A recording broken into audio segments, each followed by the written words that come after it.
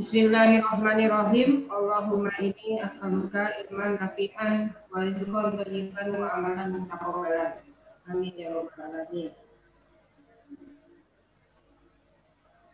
Alhamdulillah.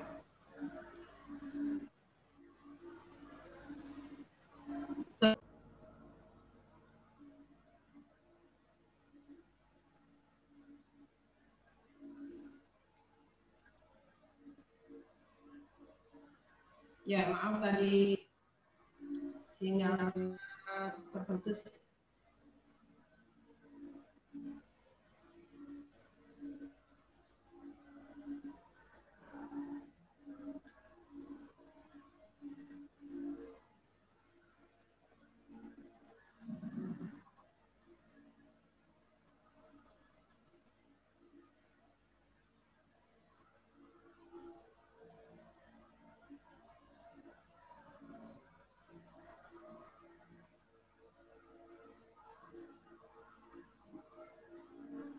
Baik, saya ulangi. Alhamdulillah, segala puji dan puji hanya kita panjatkan kehadirat Allah Subhanahu wa taala yang pada hari ini sudah memberikan kita nikmat kesehatan sehingga kita bisa bertemu di mata kuliah hukum internasional. Juga tidak lupa kita sampaikan sholawat dan salam hormat kita kepada Nabi Allah Muhammad SAW beserta keluarga dan para sahabat. Sebelum perkuliahan dilanjutkan, saya mau bertanya dulu apakah suara saya bisa diterima dengan baik oleh mahasiswa? Bisa, Bu. Bisa ya? Bergema enggak? Enggak, Bu. Modulasinya jelas. Ya, baik. Karena kalau di saya bergema. Nah, pada hari ini kita akan melanjutkan materi subjek hukum dalam hukum dagang internasional. Setelah minggu yang lalu, kita membahas tentang negara sebagai subjek utama dalam hukum dagang internasional. Juga alasan-alasan mengapa negara menjadi subjek hukum paling mutlak dalam perdagangan internasional. Ini sudah kita bahas minggu yang lalu. Pembahasan selanjutnya adalah tentang organisasi dagang internasional.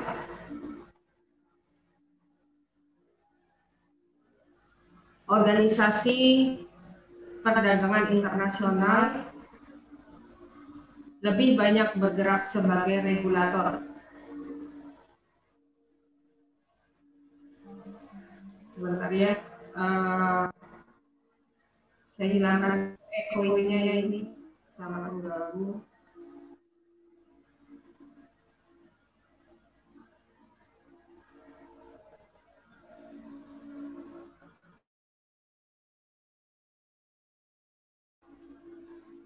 Ya.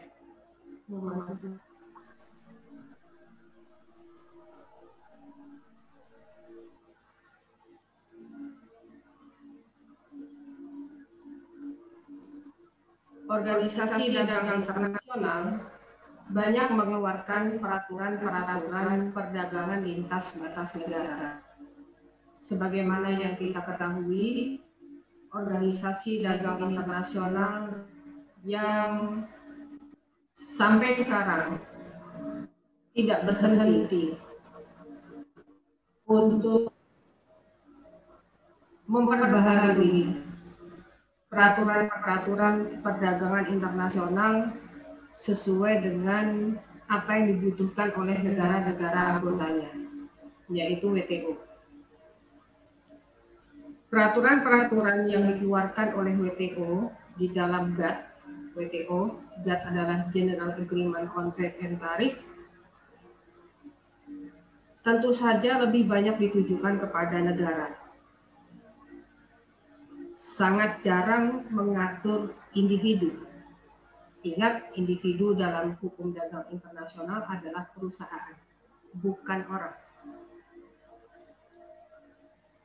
Sangat jarang GATT-WTO mengatur tentang subjek hukum dagang yang lain selain negara. Jadi lebih banyak mengatur tentang negara. Ada 5 fungsi organisasi dagang internasional. Perannya di sini yang pertama adalah fungsi administratif. Yang kedua, fungsi penyebarluasan informasi. Yang ketiga, fungsi penelitian. Yang keempat, legal support atau dukungan hukum. Yang kelima, fungsi rekomendasi dan guidelines. Jadi, organisasi dagang internasional, dia sebagai guidelines, pedoman bagi negara-negara untuk bertindak dalam hal mengadakan hubungan dagang dengan negara lain atau dengan subjek hukum dagang internasional yang lain.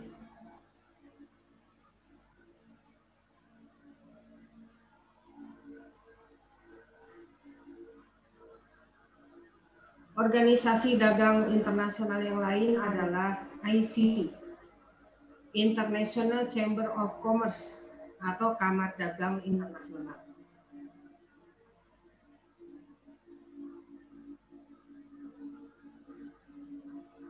ICC mempunyai sarana penyelesaian sengketa dagang internasional yang bernama ICC Arbitration Rules.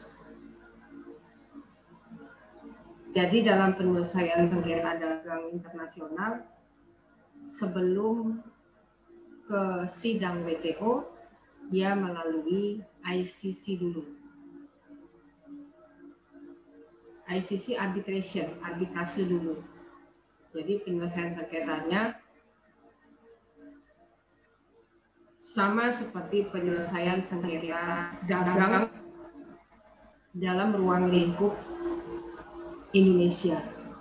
Tidak langsung ke pengadilan niaga, tapi harus melalui beberapa tahap penyelesaian sengketa di luar pengadilan. Penyelesaian sengketa perdagangan internasional juga seperti itu. Dia melalui penyelesaian sengketa di luar pengadilan terlebih dahulu. Nah, yang ketiga, subjek hukumnya adalah individu. Individu bukan berarti orang, tetapi perusahaan. Jadi yang dimaksud individu dalam perdagangan internasional adalah badan usaha yang sudah berbadan hukum. Bagaimana dengan badan usaha yang belum berbadan hukum? Ini masuk pada ranah hukum perdata internasional. Kita tidak bahas di sini ya, karena hukum perdata internasional sudah kita bahas sebelumnya.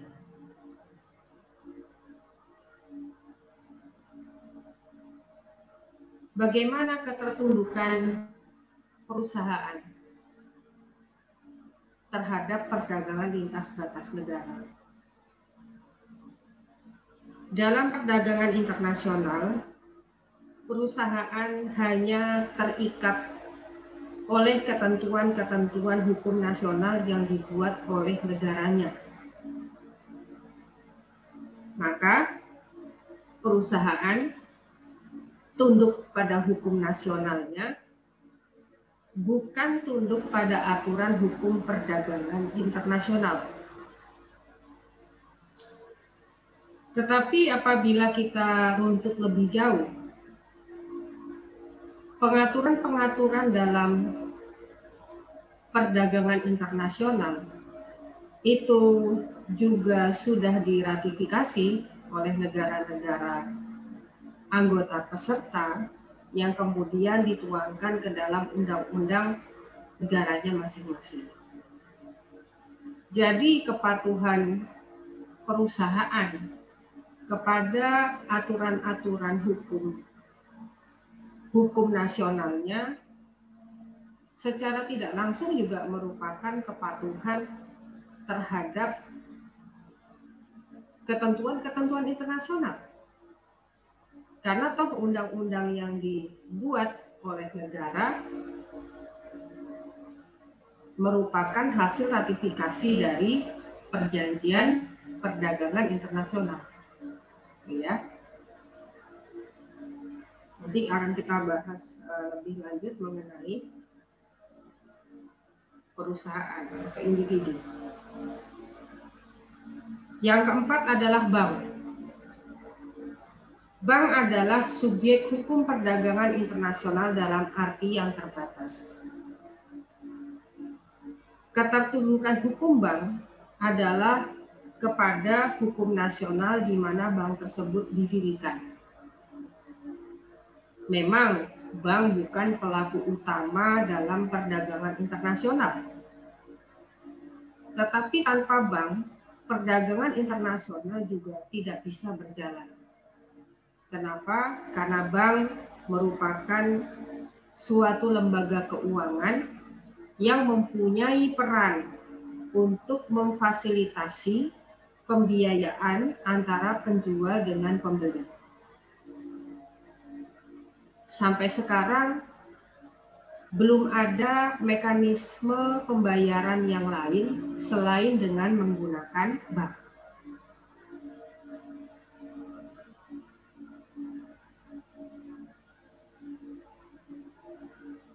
Bank dia sebagai fasilitator antara penjual dengan pembeli yang besar kemungkinannya tidak saling kenal. Karena antara penjual dengan pembeli berada di negara yang berbeda. Sebagai contoh misalnya, kalau kita membeli sebuah barang yang ditawarkan di dalam situs ebay.com, eBay adalah situs jual beli online berbadan hukum yang bertempat kedudukan di Amerika. Maka dalam hal pembayaran sudah pasti menggunakan bank. Tidak bisa menggunakan lembaga lain selain bank. Jadi bank tidak bisa terlepas dari kegiatan perdagangan lintas batas negara. Bank dalam kapasitasnya yang terbatas juga menciptakan aturan-aturan hukum dalam perdagangan internasional. Tetapi aturan-aturan hukum yang dibuat oleh bank hanya sebatas pada sistem pembayaran dalam transaksi perdagangan lintas batas negara. Jadi membuat aturannya tidak sebesar negara dalam membuat aturan-aturan perdagangan lintas batas negara. Bank sebatas aturan-aturannya mengenai sistem pembayaran dalam transaksi perdagangan internasional. Nanti kita akan pelajari juga bagaimana sistem pembayaran dalam perdagangan internasional. Ya. Pembahasan yang selanjutnya adalah mengenai prinsip-prinsip dalam hukum perdagangan internasional yang tertuang di dalam GATT-WTO.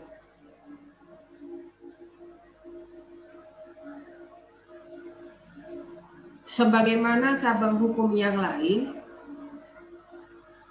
hukum perdagangan internasional juga mempunyai asas. Mempunyai asas-asas, mempunyai prinsip-prinsip yang harus dipatuhi oleh regulator. Hanya saja kalau regulator pada hukum nasional itu adalah DPR dan pemerintah, dalam hukum dagang internasional regulatornya adalah negara-negara.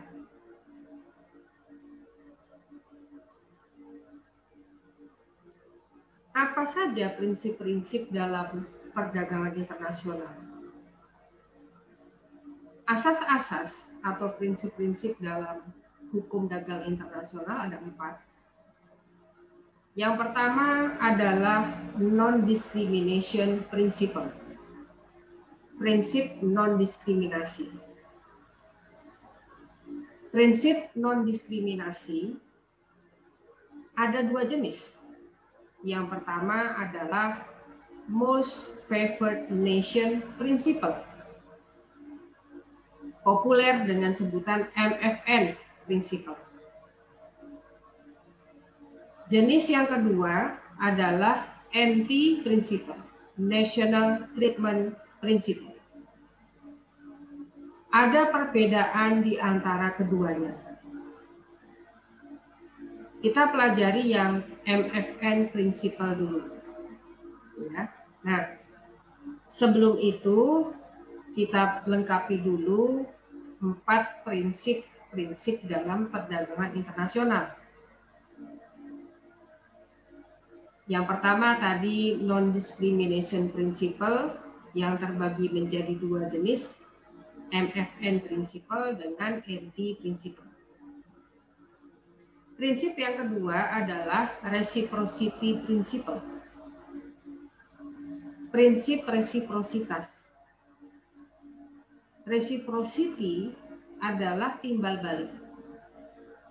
Jadi reciprocity principle adalah prinsip timbal balik. Prinsip yang ketiga adalah prohibition of quantitative restriction. Penghapusan hambatan kuantitatif.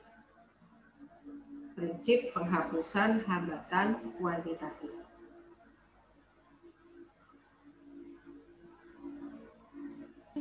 Yang kelima adalah fairness principle. Prinsip perdagangan yang adil.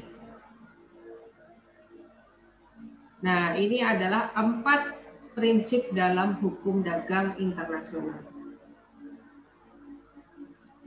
Sedikit, ya, hanya 4 prinsip. Yang sedikit ini pun negara-negara melanggar.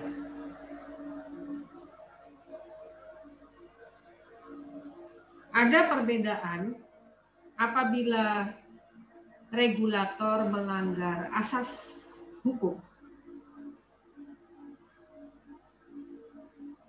Di luar hukum dagang internasional, contoh misalnya regulator ketika membuat sebuah undang-undang melanggar asas hukum tersebut.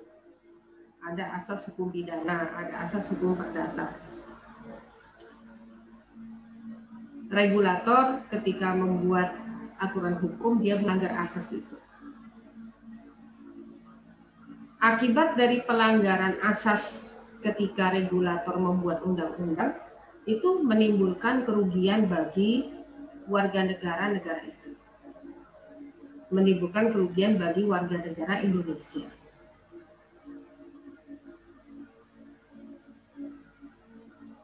Maka terhadap warga negara Indonesia yang dirugikan atas pemberlakuan sebuah undang-undang, yang undang-undang tersebut melanggar asas hukum dan sudah pasti bertentangan dengan Undang-Undang Dasar 45, maka warga negara Indonesia mempunyai hak untuk menguji materi ke Mahkamah Konstitusi.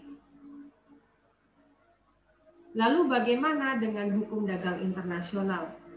Kalau ada negara yang melanggar asas perdagangan internasional, melanggar prinsip perdagangan internasional, maka negara tersebut dapat digugat oleh negara yang mengalami kerugian sebagai akibat pelanggaran prinsip perdagangan internasional tersebut ke sidang WTO.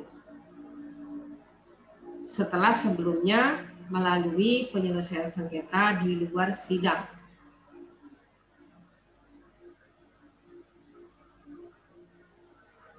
Nah, apa itu prinsip? Kan disebut prinsip-prinsip hukum dagang internasional. Prinsip adalah asas. Nah, itu ya, asas. Prinsip adalah asas kebenaran yang menjadi pokok dasar orang berpikir dan bertindak.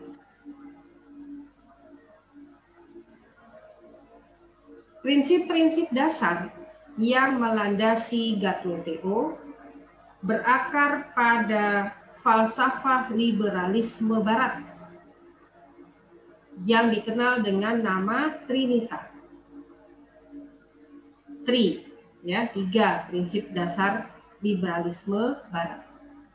Yang pertama adalah freedom, kebebasan. Yang kedua equality, persamaan. Yang ketiga reciprocity, timbal balik. Ini Trinita. Asas falsafah liberalisme Barat. Karena di Barat dia prinsipnya freedom, maka terwarnai dalam peraturan-peraturan perdagangan di GATT-WTO. Sebelum minggu yang lalu kita sudah membahas bahwa aturan-aturan di dalam WTO merupakan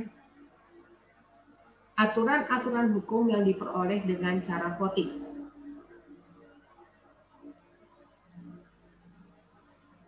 Ya. Nah, jadi maka tidak heran kalau banyak pakar hukum dagang internasional yang berpendapat bahwa aturan-aturan dalam perdagangan internasional lebih mengakomodir kepentingan negara maju daripada kepentingan negara berkembang. Nah, di sini freedom mewarnai aturan-aturan dalam GATT-WTO. Maka tidak ada batasan benda-benda yang dilarang untuk diperdagangkan. Ya. Tentu saja dalam benda-benda tertentu negara-negara bersepakat untuk melarang benda tersebut diperdagangkan. Contoh misalnya perdagangan binatang yang dilindungi oleh negara atau perdagangan jenis varietas tanaman yang langka. Nah, ini tidak boleh ya. Selain kesepakatan itu, negara-negara mempunyai kedaulatan untuk membuat aturan-aturan hukum yang mengatur arus masuk dan arus keluar barang dari dan ke negaranya. Kita lihat dulu prinsip yang pertama, non-discrimination principle atau prinsip non-diskriminasi.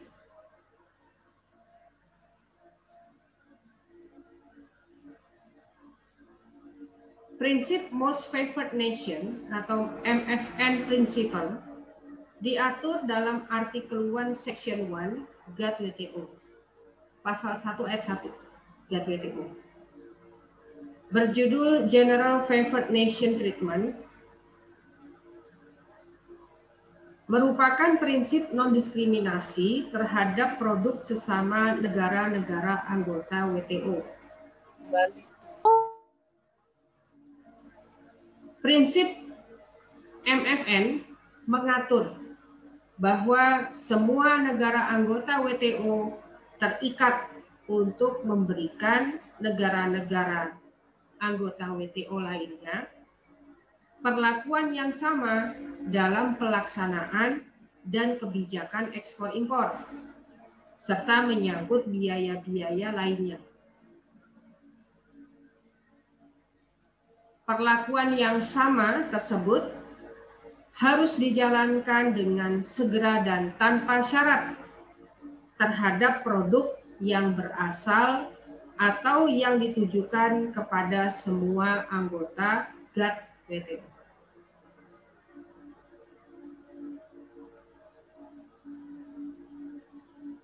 Suatu negara tidak boleh memberikan perlakuan istimewa kepada negara lainnya atau melakukan tindakan diskriminasi terhadapnya. Contoh, apabila suatu negara A memberikan kemudahan atau fasilitas perdagangan internasional kepada negara B, maka kemudahan serupa harus pula diberikan kepada negara C, D, E, dan seterusnya, sesama negara-negara anggota WTO. Prinsip MFN, Most Favored Nation Principle, menegaskan bahwa suatu negara yang memberikan keuntungan kepada negara yang satu wajib menyebarluaskan keuntungan yang serupa kepada negara lainnya.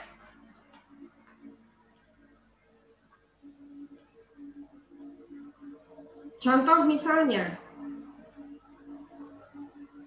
Indonesia memberikan keistimewaan kepada beras Thailand. Beras Thailand boleh masuk Indonesia. Kita menemukan ada beras Thailand di supermarket. Ya.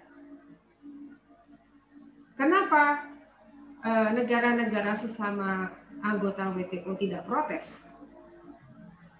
Padahal berdasarkan MFN Principle, negara-negara anggota WTO yang tidak diberikan kemudahan yang sama, itu bisa menggugat negara yang melakukan tindakan diskriminasi ke sidang WTO. Nah, mengapa tidak ada protes dari negara-negara lain? Karena dalam artikel 24 GATT diatur mengenai pengecualian terhadap prinsip MFN. Prinsip MFN tidak berlaku apabila dalam hubungan ekonomi antara negara-negara anggota Free Trade Area.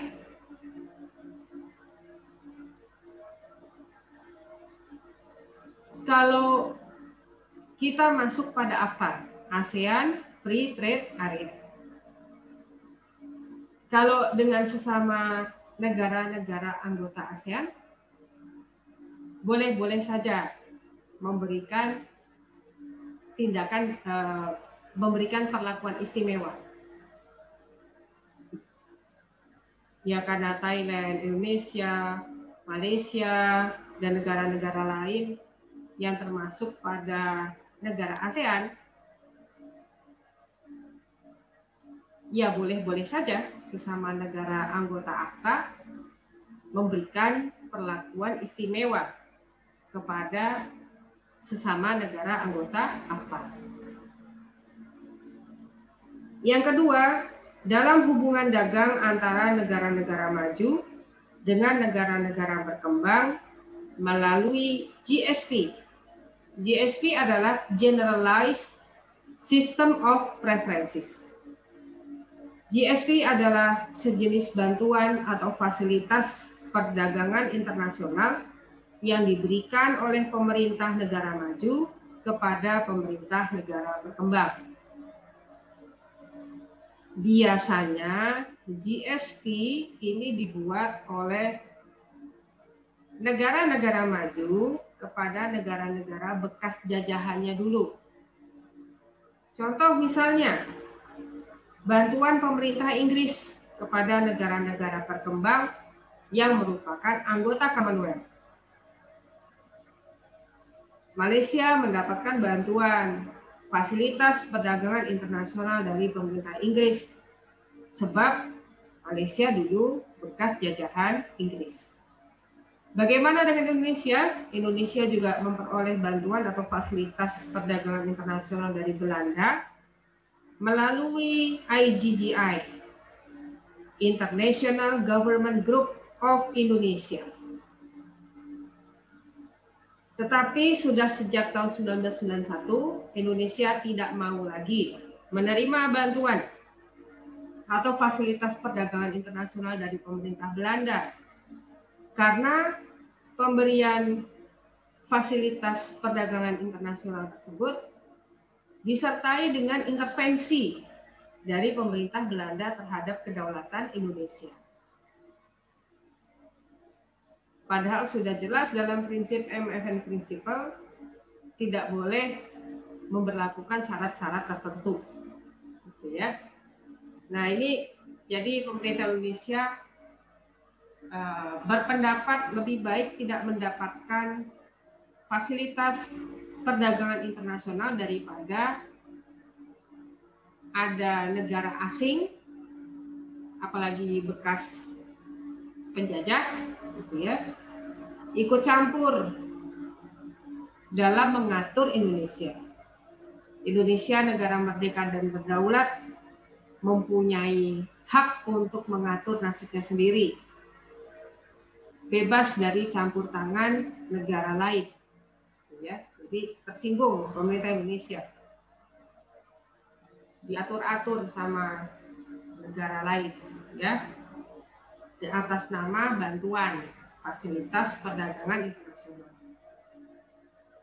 atau bantuan pemerintah Amerika kepada negara-negara Timur Tengah,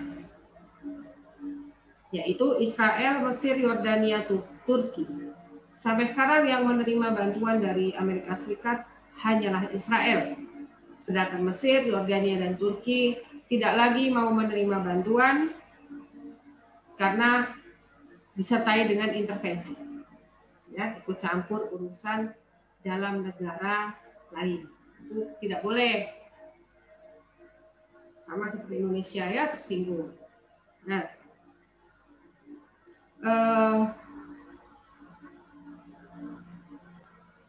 waktunya sudah hampir habis, ini juga sudah malam, jadi perkuliahannya kita lanjutkan minggu depan, insya Allah. Dan kepada yang terlambat nanti bisa melihat rekaman materi kuliahnya seperti biasa, ya, di YouTube. Saya akhiri perkuliahan hari ini dengan mengucapkan hamdalah, alhamdulillahirabbil alamin. Sampai ketemu lagi Senin depan, insya Allah. Nasrul minallah wa fathul qarib wa basyiril mu'minin. Fastabiqul khairat. Wassalamualaikum warahmatullahi wabarakatuh. Waalaikumsalam warahmatullahi wabarakatuh. Ya, saya stop. Terima kasih, Bu. Ya, sama-sama.